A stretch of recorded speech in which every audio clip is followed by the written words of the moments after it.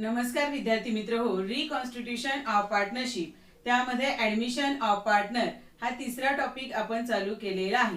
त्यामध्ये meaning of reconstitution, different forms of reconstitution, admission of partner आणि new पार्टनरनं capital आणल्यानंतर काय जर्नल एंट्री होतात ते आपण बघितलेलं आहे। आजच्या तासामध्ये आपण न्यू रेशो आणि सॅक्रिफाइस रेशो बघणार आहोत। तर फर्स्ट न्यू रेशो बघूया।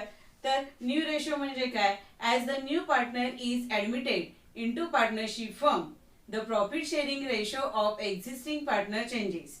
म्हणजे नवीन पार्टनरला पार्टनरशिप फर्म मध्ये तुमच्या ॲडमिशन दिल्यामुळे काय होतं, तर जे एक्झिस्टिंग पार्टनर्स आहेत, एक्झिस्टिंग म्हणजे जे पूर्वीपासून पार्टनर आहेत, त्यांचा जो प्रॉफिट शेअरिंगचा जो रेशो आहे तो काय होतो, चेंज होतो।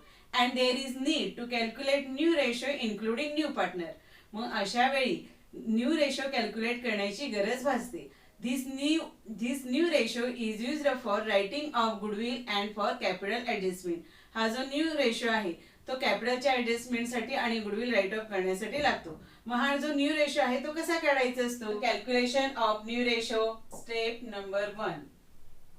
स्टेप नंबर 1 मध्ये काय काढायचं असतो? बॅलन्स ऑफ 1 काढायचा असतो। काय काढायचं असतो?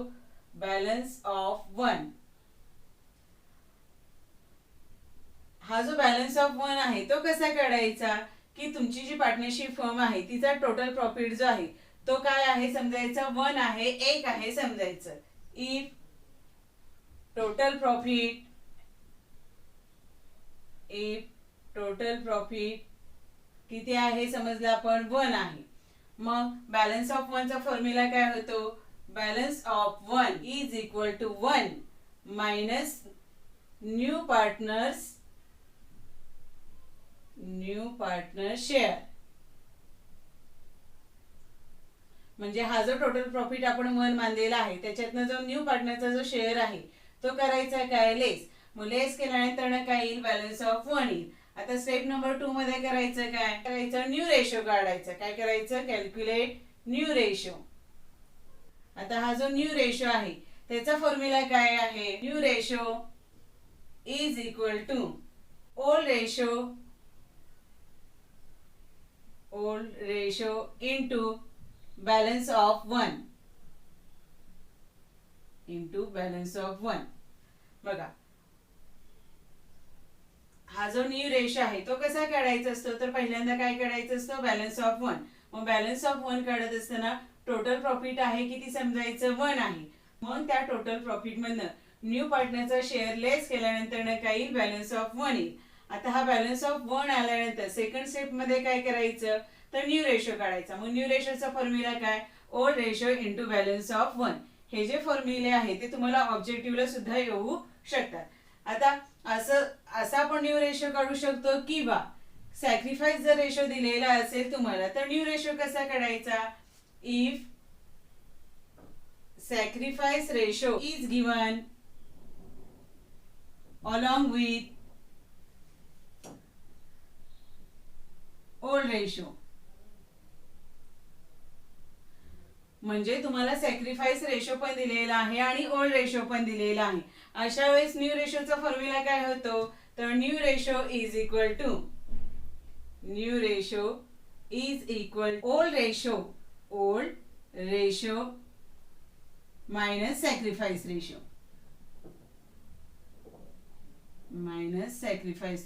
तुमच्या लक्षात आलं का? जेव्हा तुम्हाला प्रॉब्लेम मध्ये सॅक्रिफाइस रेशो पण दिलेला असेल आणि ओल्ड रेशो पण दिलेला असेल अशा वेळी न्यू रेशो काढण्यासाठी तुम्ही फॉर्म्युला काय वापरणार? तर ओल्ड रेशो मधनं सॅक्रिफाइस रेशो वजा करणार, लेस करणार। आता ओल्ड रेशो म्हणजे काय की जे एक्झिस्टिंग पार्टनर्स आहेत, एक्झिस्टिंग म्हणजे पूर्वीपासूनचे जे पार्टनर आहेत त्यांच्यामध्ये प्रॉफिट लॉसचं डिस्ट्रीब्युशन कुठल्या रेशो मध्ये होत होतं तो म्हणजे ओल्ड रेशो। आणि सॅक्रिफाइस रेशो म्हणजे काय? न्यू पार्टनरला ऍडमिशन दिल्यानंतर जे ओल्ड पार्टनर्स आहेत त्या ओल्ड पार्टनर्सला त्यांच्या प्रॉफिट शेअरिंग मधला काही हिस्सा न्यू पार्टनरसाठी द्यावा लागतो।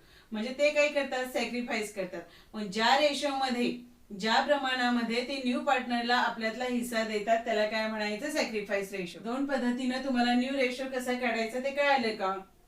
तर आता आपण न्यू रेशो कसा काढायचा त्याचं एक एक्झाम्पलच घेऊया। तर काय example? Mohan and Ganpat sharing profit and losses in the ratio 2:3 they admitted Chandrakant for 1/4 share in future profit. Calculate new ratio. म्हणजे मोहन आणि गणपत यांच्यामध्ये प्रॉफिट लॉसचं डिस्ट्रीब्युशन कुठल्या रेशो मध्ये होतंय? 2:3 रेशो मध्ये होते. दे ऍडमिटेड चंद्रकांत, ते कुणाला ऍडमिशन देत आहे? चंद्रकांतला. म्हणजे चंद्रकांत झाला कोण? न्यू पार्टनर झाला. आणि किती शेअर साठी त्याला न्यू ऍडमिशन देत आहे? तर 1/4 शेअर साठी. आणि काढायचंय काय आपल्याला? न्यू रेशो काढायचंय. मग सांगा न्यू रेशो काढत असताना स्टेप फर्स्ट काय? तर स्टेप नंबर 1 त्याच्यामध्ये काय काढतो आपण? बॅलन्स ऑफ 1 काढतो. मग बॅलन्स ऑफ 1 काढत असताना आपण जो टोटल प्रॉफिट आहे तो काय म्हणतो? 1 आहे, 1 आहे असं समजतो. Total profit, if total profit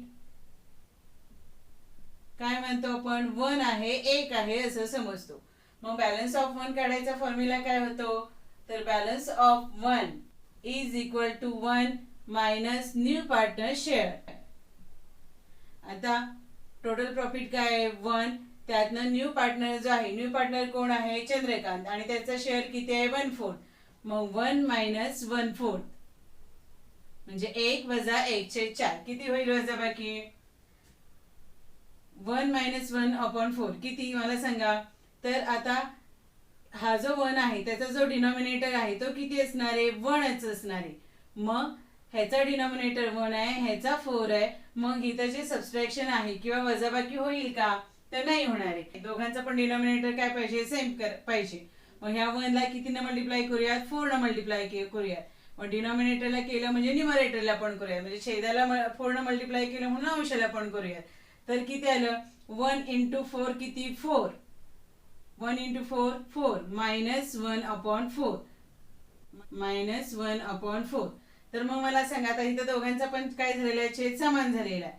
मग 4 मधनं 1 गेले किती? 3/4. हा काय निघाला तुमचा? बॅलन्स ऑफ 1 निघाला. हा काय निघाला? बॅलन्स ऑफ 1 किती झाला? 3/4 झाला. आता न्यू रेशो काढायचा. स्टेप नंबर 2 मध्ये काय करतो आपण? New ratio. Step number 2. आता न्यू रेशो काढायचा फॉर्म्युला काय सांगा? New ratio is equal to old ratio is equal to old ratio into balance of 1. आता फर्स्ट पार्टनर कोण आहे आपला? मोहन. मोहनचा न्यू रेशो काढूयात. मोहन. आता मला सांगा मोहनचा ओल्ड रेशो किती आहे? बघा इथे ह्या साईडला लिहिते जरा तुम्हाला समजावं म्हणून. ओल्ड रेशो मोहन आणि कोण आहेत? गणपत आहे. हे दोघं कोण आहेत? ओल्ड पार्टनर्स आहेत. आणि त्यांच्यामध्ये प्रॉफिट लॉसचं डिस्ट्रीब्युशन कुठल्या रेशो मध्ये होत होतं? 2:3. 2:3 या रेशो मध्ये त्यांच्यामध्ये डिस्ट्रीब्युशन होत होतं. म्हणजे मोहनचा हिस्सा किती आहे? 2. आणि गणपतचा किती आहे? 3. किती पैकी पण? 2 आणि 3 5. 5 पैकी मोहनचा हिस्सा किती आहे? 2. आणि 5 पैकी गणपतचा हिस्सा किती आहे? 3. हा काय झाला? दोघांचा ओल्ड रेशो झाला. आता मोहनचा ओल्ड रेशो किती आहे? 2/5 आहे. आणि आपला जो बॅलन्स ऑफ 1 आहे तो किती आलेला आहे? 3/4. मग करा मल्टिप्लिकेशन. किती येते बघा? 2 3 चा किती? 6 आणि 5 4 चा किती? 20. हा कुणाचा रेशो निघाला? 6/20 मोहनचा. आता सेकंड पार्टनर कोण आहे? गणपत. आता गणपतचा ओल्ड रेशो किती आहे? 3/5 आणि बॅलन्स ऑफ 1 किती आहे? 3/4. मग किती झालं? न्यूमरेटर मल्टिप्लिकेशन करायचं. 3 3 चा 9 आणि 5 4 चा 20. गणपतचा हिस्सा झाला किती? 9/20. आता सेकंड आपल्याला आज जो पार्टनर आहे न्यू तो कोण आहे? चंद्रकांत. चंद्रकांतला पण यांच्या बरोबर आपण ऍडजस्ट करूयात. आता चंद्रकांतचा हिस्सा किती आहे? 1/4. 1/4 म्हणजे 1/4. आता ह्यांचा डिनॉमिनेटर किती? छेद किती आहे? 20 आहे. ह्याचा किती आहे? 20 आहे. मग 4 ला कितीनं मल्टिप्लाय केल्यानंतर ना 20 येईल? तर 5 न. मग 4 ला 5 ने मल्टिप्लाय करते. न्यूमरेटरला डिनॉमिनेटरला केलं म्हणून न्यूमरेटरला पण चंद्रकांतचा हिस्सा किती होईल? 5/20 होईल. बघा मोहनचा जो हिस्सा आहे तो किती निघाला? न्यू रेशो किती निघाला? 6/20. गणपतचा निघाला किती? 9/20. आणि चंद्रकांतचा निघाला किती? 5/20. आता हेच रेशो बघा इथं घेते. फर्स्ट पार्टनर कोण आहे आपला? मोहन. सेकंड कोण आहे? गणपत. आणि न्यू पार्टनर कोण आहे? चंद्रकांत. न्यू पार्टनर कोण आहे? चंद्रकांत. आता मोहनचा हिस्सा निघाला किती 6/20, गणपतचा निघाला किती 9/20 आणि चंद्रकांतचा निघाला किती चंद्रकांतचा आहे किती 5/20. आता तिघांचा पण डिनॉमिनेटर जो आहे तो 20-20 कसा आहे सेम आहे बघा. मग हा तिघांचा पण जो न्यू रेशो आहे काय तिघांचा न्यू रेशो म्हणजे चंद्रकांतला ऍडमिशन दिल्यानंतरचा या तिघांचा न्यू रेशो काय होईल 6:9:5 बघा. 6 + 9 किती 15, 15 + 5 किती 20, 20 पैकी मोहनचा हिस्सा आहे 6, 20 पैकी गणपतचा हिस्सा आहे 9 आणि 20 पैकी चंद्रकांतचा हिस्सा किती आहे 5. म्हणजे हे जे एक्झाम्पल आहे या एक्झाम्पल मध्ये न्यू रेशो आपण काय काढला 6:9:5 म्हणजे 6:9:5 हा काय झाला न्यू रेशो झाला. त्याच्यानंतर आपण सॅक्रिफाईस रेशो म्हणजे काय आणि सॅक्रिफाईस रेशोचं एक्झाम्पल बघूयात बघा. सॅक्रिफाईस रेशो म्हणजे काय when new partner is admitted all partners have to sacrifice their share of profit to give the share of profit to new partner. The ratio in which all partners make sacrifice is called sacrifice ratio. म्हणजे partnership firm मध्ये नवीन पार्टनरला admission दिल्यानंतरनं जे old partners असतात त्यांना त्यांचा जो share of profit आहे त्याचं काय करावं लागतं तो सॅक्रिफाईस करावा लागतो. म्हणजे त्यांच्या शेअर ऑफ प्रॉफिट मधला काही हिस्सा जो आहे तो येणाऱ्या न्यू पार्टनरला द्यायला लागतो. म्हणजे ते काय करतात सॅक्रिफाईस करतात त्याग करतात. मग the ratio in which old partners make sacrifice is called sacrifice ratio. म्हणजे हे जे ओल्ड पार्टनर्स आहेत ज्या प्रमाणात त्यांच्यामधला हिस्सा न्यू पार्टनरला देतील त्या प्रमाणाला त्या रेशोला काय म्हणायचं सॅक्रिफाईस रेशो म्हणायचं. मग हा जो सॅक्रिफाईस रेशो आहे तो कॅल्क्युलेट करण्याचा फॉर्म्युला काय तर sacrifice ratio is equal to old ratio. Old ratio म्हणजे काय तर जे ओल्ड पार्टनर्स आहेत त्यांच्यामध्ये प्रॉफिट लॉसचं डिस्ट्रीब्युशन ज्या रेशो मध्ये होत होतं तो ratio old ratio minus new ratio. New ratio म्हणजे काय तर अगोदर सांगितलं नवीन पार्टनरला ऍडमिशन दिल्यानंतर सगळ्या पार्टनरचा रेशो काय होतो चेंज होतो त्याला काय म्हणायचं न्यू रेशो. मग सॅक्रिफाईस रेशो जो आहे तो कॅल्क्युलेट कसा करायचा तर old ratio minus new ratio. Old ratio मधून न्यू रेशो लेस केल्यानंतर काय निघतो सॅक्रिफाईस रेशो निघतो. आता हा जो सॅक्रिफाईस रेशो आहे तो कसा काढायचा त्याचं एक एक्झाम्पल घेऊयात. तर A and B are partners sharing profit in the ratio of 6:4. म्हणजे A आणि B यांच्यामध्ये प्रॉफिट लॉसचं डिस्ट्रीब्युशन कुठल्या रेशो मध्ये होतंय 6:4 या रेशो मध्ये होतंय. C is admitted as a partner. तुम्ही कुणाला ऍडमिशन दिलेलं आहे C ला ऍडमिशन दिलेलं आहे. C हा कोण आहे न्यू पार्टनर आहे आणि न्यू पार्टनरला ऍडमिशन दिल्यानंतर the new profit sharing ratio of A, B and C म्हणजे नवीन पार्टनरला ऍडमिशन दिल्यानंतरचा जो न्यू रेशो आहे तो काय आहे 10:6:4 आहे. म्हणजे 10:6:4 आहे. आपल्याला काय करायचंय फाइंड आउट सॅक्रिफाईस रेशो काढायचा आहे. मग सांगा सॅक्रिफाईस रेशोचा फॉर्म्युला काय sacrifice ratio is equal to old ratio minus काय new ratio. Old ratio minus new ratio. A आणि बी आहेत हे ओल्ड पार्टनर्स आहेत त्यांनी सी ला ऍडमिशन दिलेलं आहे म्हणजे सॅक्रिफाईस केला कुणी ए आणि बी ला. मग पहिल्यांदा फर्स्ट ए चा काढूयात. आता हा जो ए आणि बी आहे या दोघांचा ओल्ड रेशो काय आहे 6:4 आहे. ए आणि बी यांचा जो ओल्ड रेशो आहे तो काय आहे 6:4 6:4 आहे. आता 6 आणि 4 किती होतात 10 पैकी ए चा हिस्सा किती आहे 6 आणि 10 पैकी 10 आउट ऑफ बी चा हिस्सा किती आहे 4 म्हणजे 4 आहे. म्हणजे ए चा हिस्सा किती आहे 6/10 आहे आणि बी चा किती आहे 4/10 आहे. आता ए चा सॅक्रिफाईस रेशो काढूयात. ए चा ओल्ड रेशो किती आहे 6/10 आहे. न्यू रेशो तर न्यू रेशो काय आहे ए बी आणि सी या तिघांचा न्यू रेशो काय आहे न्यू रेशो ए बी आणि सी काय त्यांचा 10:6:4 आहे. म्हणजे किती होईल बघा 10 6 16 16 आणि 4 20 20 पैकी ए चा हिस्सा किती आहे 10 20 पैकी बी चा हिस्सा किती आहे 6 आणि 20 पैकी सी चा हिस्सा किती आहे 4 म्हणजे यांचा जो रेशो आहे ए चा झाला किती 10/20, बी चा झाला किती 6/20 आणि सी चा झाला किती 4/20 झाला. आता ए चा न्यू रेशो किती आहे 10/20 लेस 10/20. बघा आता इथं आपल्याला सबट्रॅक्शन करायचंय, वजाबाकी करायचे. ह्याचा जो डिनॉमिनेटर आहे, डिनॉमिनेटर म्हणजे छेद किती आहे 10 आहे 10 आहे, ह्याचा किती आहे 20.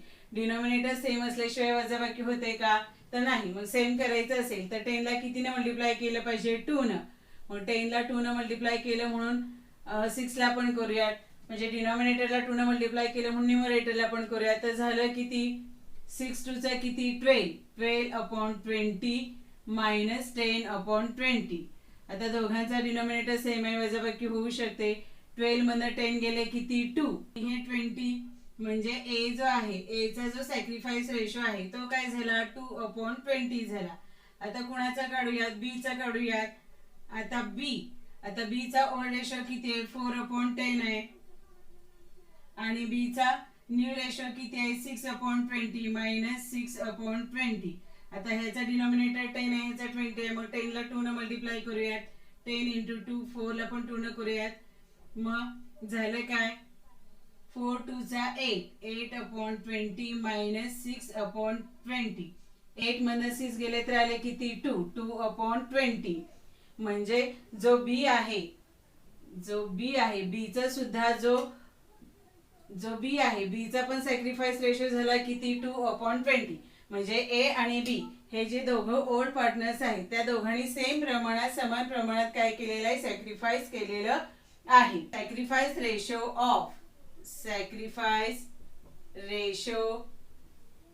Of A and B. आता ए चा जो सॅक्रिफाईस रेशो आहे तो किती निघाला 2/20 आणि बी चा पण निघाला किती 2/20. बरोबर, दोघांचा काय सेम आहे, हे समान आहे. म्हणजे दोघांचा पण रेशो काय आहे 2:2 आहे. 2:2 म्हणजे पण 2:2 म्हणजेच दोघांचा पण सॅक्रिफाईस रेशो काय आहे 1:1 आहे. सॅक्रिफाईस रेशो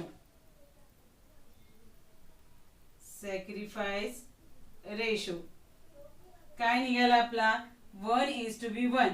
हा काय निघाला सॅक्रिफाईस रेशो निघाला 1:1. हा काय निघाला सॅक्रिफाईस रेशो निघाला. दोघांनी सेम प्रमाणात सॅक्रिफाईस केलेलं आहे. न्यू पार्टनरला ऍडमिशन देण्यासाठी ओल्ड पार्टनर्सना सॅक्रिफाईस केल्याशिवाय न्यू पार्टनरला प्रॉफिट शेअरिंग मधला हिस्सा मिळू शकत नाही.